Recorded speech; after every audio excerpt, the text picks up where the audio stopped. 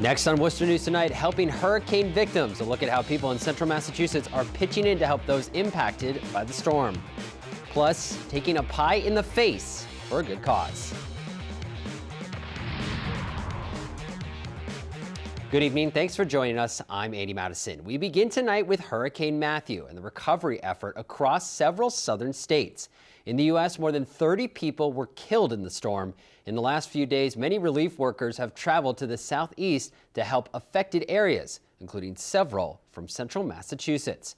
The American Red Cross says they've sent more than 20 people from the Bay State to join volunteers in Florida, Georgia, Virginia, and the Carolinas. More than 2,000 people had to be rescued during and after the storm from floodwaters. Those we spoke with in central Massachusetts say they are helping man shelters. Water, ready-to-eat meals, cots, blankets, kitchen items, cleaning supplies, all of that to support. I think that we've been at right now 137,000 meals and snacks that we've provided, along with 74,000 overnight stays in the shelters. Guet says the volunteers will be in affected areas for at least 2 weeks. She adds bottled water is one of the most important things they're trying to get to the victims. Worcester police investigating an early morning accident on Lincoln Street that sent an airwoman to the hospital. Police say the woman was walking across the road near the Catherine Street intersection when she was hit by a Honda Accord. Authorities say the woman injured her arm, collarbone, and leg in the accident. Police haven't identified the driver or said if they are facing any charges. A Worcester man arrested in connection to a fatal stabbing over the summer appeared in court today. Jose Morales was arrested last week in New Jersey on a fugitive from justice charge. Prosecutors say Jose Morales stabbed Lee Daniels in the chest. Our Olivia Lemon was in court today and has the latest. Jose Morales faces a murder charge in Worcester District Court Tuesday. The 20-year-old could be seen smiling during his arraignment for the killing of 37-year-old Lee Daniels in July. On July 20th, 2016, did assault and beat Lee Daniels with intent to murder such person, and by such assault and beating, did kill and murder such person. According to court documents, Morales fatally stabbed Daniels in the chest in a Worcester YMCA parking lot. Family members are remembering Daniels on a GoFundMe page as a good man who was always smiling. Docket 16-4280. Meanwhile, Morales had prior assault and battery charges. His bail on those charges has been revoked. So he's been AWOL and failure to provide employment verification, leaving the state without permission. Morales was arrested Thursday in New Jersey. He was charged with being a fugitive from justice. He's being held without bail tonight and is due back in court November 9th. Olivia Lemon, Worcester News Tonight. Worcester police investigating another armed robbery of a food delivery driver. The alleged incident took place on Sunday on Ward Street. An employee of Wings Over Worcester told officers he was making a delivery. A man jumped out into a hallway, pointed a gun at him, and demanded money. The suspect got away with an undisclosed amount of cash. Anyone with any information is urged to call the Worcester Police Department. A panel in Worcester tonight discusses improved relations between the U.S. and Cuba while highlighting a project working to renovate the home of a famous author. Leaders from the U.S. and Cuba gathered at Worcester Polytechnic Institute to discuss their work to restore Ernest Hemingway's home in Cuba. Congressman Jim McGovern has led the efforts to restore the Finca Vigia and is helping pave the way for President Barack Obama's new U.S. and Cuba policy. Representative McGovern says the project can be a model for U.S. collaboration with Cuba. Hemingway has served to unite us, and in doing so, this historic collaboration has also provided a roadmap about how we might build a better future together. So even in the most difficult times, people of goodwill with common purpose can come together, collaborate, and make great things happen. Think of what can be done as times get better. The president of the Cuban National Cultural Heritage Council was among the panelists involved in tonight's discussion. Well, it was a nationwide movement which raised a lot of money for ALS research. And now a local teacher is hoping to duplicate the success of the Ice Bucket Challenge.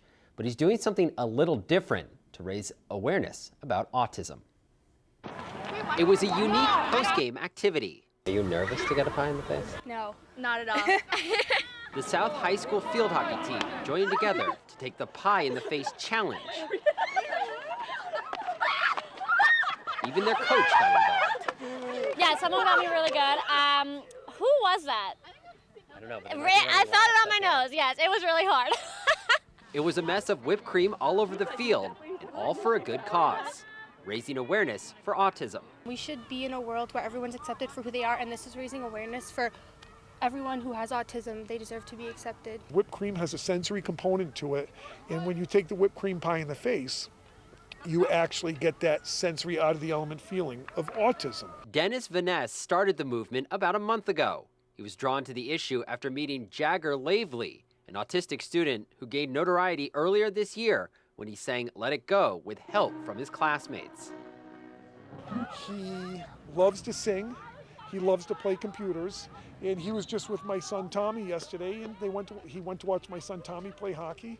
He likes to feel included. And Dennis is hoping more people will be included in the Pie in the Face challenge in the future. Meanwhile, the field hockey team was more than happy to do their part for the cause. We do things to raise money for our team, and I want all foundations to have money for themselves. And it's just good to bring everyone together for a really good cause. The Pie in the Face challenge works the same way as the Ice Bucket challenge, where someone is challenged to do the challenge. The field hockey team was actually challenged by another sports team. Holy Name also is another local school that has done the Pie in the Face challenge. Well, a utility pole damaged, mailboxes taken out, and a granite stone marker dislodged. That's the damage that was done in a car crash in Leicester. According to police, the driver of this Jeep fell asleep at the wheel on Stafford Street shortly after midnight. The vehicle then crossed over the oncoming lane of traffic and went off the road. The driver was not injured, but has been issued a citation. A Worcester woman is taking an important message about human and sex trafficking to the streets. Rosalind Flaherty has a look at her plans to walk across New England this weekend to promote discussion and action on the issue. It's going on right under our noses. Robin Curry is walking 500 miles throughout New England to raise awareness about human sex trafficking. I think it will provide an impact that people will now pay attention and say, well, why is this person walking 500 miles in a big circle in New England? Curry got involved in raising awareness several years ago after she watched a 30-second video about the issue. Once you learn what's happening and once you've started to see the faces of the victims and to understand the enormity of the problem, you can't walk away from it. Curry is now the director of the Central Massachusetts Coalition to End Human Trafficking. She'll be stopping at city halls around New England on her journey to speak with officials and get the conversation going. I'm bringing resources where people can find out more information. I'm bringing stories of survivors. I'm just bringing the message. Heidi Sue LaBeouf is the director of counseling services and will be journaling Robin's journey. She says human sex trafficking is a problem here in central Massachusetts. It's right in our back doors. And Worcester is one of the areas that people are attracted to and trafficked from. Nicole Bell is an outreach specialist and survivor herself. She wants victims to know they are not alone and that people are working to help. I can remember being on the streets and feeling like I was so alone and nobody cares, and then you hear about a woman like Robin. Curry says she's excited to get the awareness out there, but says there needs to be more legislation in order to identify and help the victims. The women, once you bring them in and you get a short-term treatment, where are they going to go and what are they going to do? It needs to be a long-term comprehensive treatment. Rosalind Flaherty, Worcester News Tonight. Curry will begin her walk this weekend. She expects it will take her about 24 days to complete. Well, pastors of 4 Massachusetts churches, including one in Southbridge and another one in Fitchburg, have filed a federal lawsuit over new transgender rights laws. They claim the laws designed to protect transgender individuals against discrimination are violating their right to religious freedom. Massachusetts Governor Charlie Baker signed the bill earlier this year. It allows transgender individuals to use restrooms and changing rooms that match their gender identity rather than the sex that's listed on their birth certificate. Last night's playoff loss by the Red Sox wasn't just the end of their season, it was also the end of David Ortiz's career. The Red Sox slugger gave fans a lot to cheer about over his 13 years in Boston.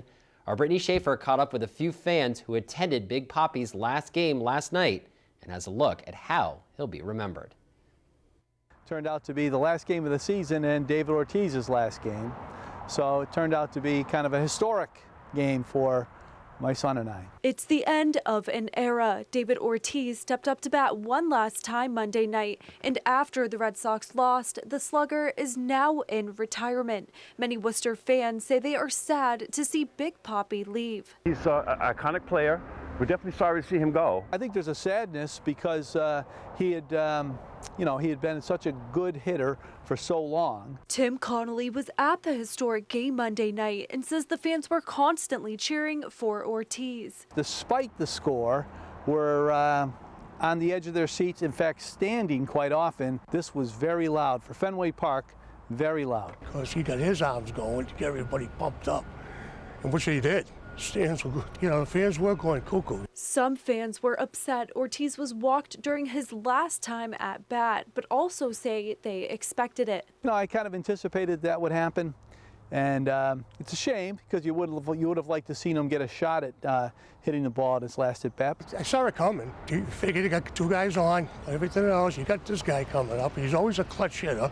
It was an emotional goodbye for fans and Papi, who took time to say goodbye after 13 years playing for Boston. The excitement of it and the noise level was just so great for those few minutes while he was exhorting the crowd. But Ortiz was a really special player for a long time, and I think it's going to be difficult to replace that. Brittany Schaefer, Worcester News.